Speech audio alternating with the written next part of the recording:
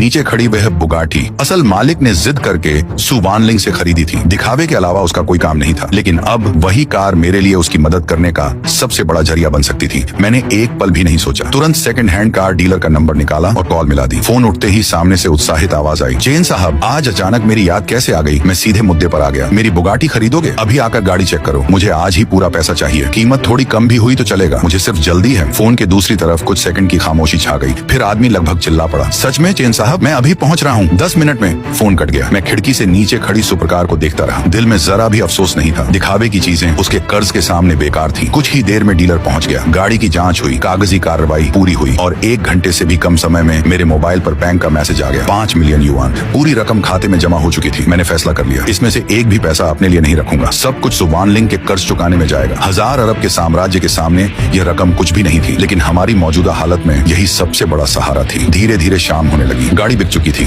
और ऑनलाइन डाली गई ज्यादातर रोलेक्स घड़ियां भी बिक गई थी। कल उनकी डिलीवरी करनी थी, लेकिन मैं जानता था सु वानलिंग बेहद स्वाभिमानी थी। अगर मैं सीधे पैसे उसके हाथ में दे देता तो वह कभी स्वीकार नहीं करती। इसलिए मैंने अभी कुछ नहीं कहा, बस चुपचाप रसोई में चला गया। मुझे याद था वह सालों से रात का खाना नहीं खाती थी, इसी वजह से उसका पेट भी खराब रहने लगा था। सुबह उसने नूडल्स खाए थे, अगर रात को फिर कुछ भारी खाती तो परेशानी बढ़ सकती थी। मैंने बाजरा और चावल निकाले, याम काटा और धीमी आंच पर खिचड़ी जैसा हल्का दलिया पकाने लगा। धीरे धीरे पूरे घर में उबलते चावल की मीठी खुशबू फैल गई। शाम के 7:30 बजे दरवाजे का लॉक खुला। सु वानलिंग वापस आ गई थी, सुबह से भी ज्यादा थकी हुई। चेहरा पीला पड़ चुका था, होठों पर बिल्कुल रंग नहीं था। स्पष्ट था कि वह पूरे दिन खुद को जबरदस्ती संभाले रही थी। जैसे ही अंदर आई, उसे खाने की खुशबू महसूस हुई। वह हल्का सा चौंकी। तुम दलिया बना रहे हो? उसकी आवाज बहुत धीमी थी और थकान से भरी हुई। मैंने कटोरा उसके सामने रखा। तुम्हारा पेट ठीक नहीं रहता, खाली पेट मत रहा करो। वह वहीं खड़ी रही, फिर आदतन बोली, मैं रात को खाना नहीं खाती। मैंने मुस्कुराकर कहा, ये खाना नहीं है, दवा समझकर पी लो, आधा कटोरा ही सही। वह कुछ पल तक कटोरे को देखती रही, फिर मेरी तरफ देखा। काफी देर तक चुप रही। आखिरकार उसने चम्मच उठा लिया। धीरे धीरे छोटे छोटे घूंट लेकर दलिया पीने लगी। कमरे में फिर शांति छा गई। सिर्फ चम्मच और कटोरे की हल्की आवाज सुनाई दे रही थी। मैंने उससे कंपनी के बारे में कुछ नहीं पूछा, न कर्ज के बारे में, न परेशानियों के बारे में, क्योंकि मुझे पता था कुछ जख्म ऐसे होते हैं जिन्हें बार बार कुरेदना नहीं चाहिए। कभी कभी चुप रहना सबसे बड़ी हमदर्दी होती है। जब उसने कटोरा नीचे रखा, तब मैंने जेब से बैंक कार्ड निकाला और धीरे से मेज के कोने पर रख दिया।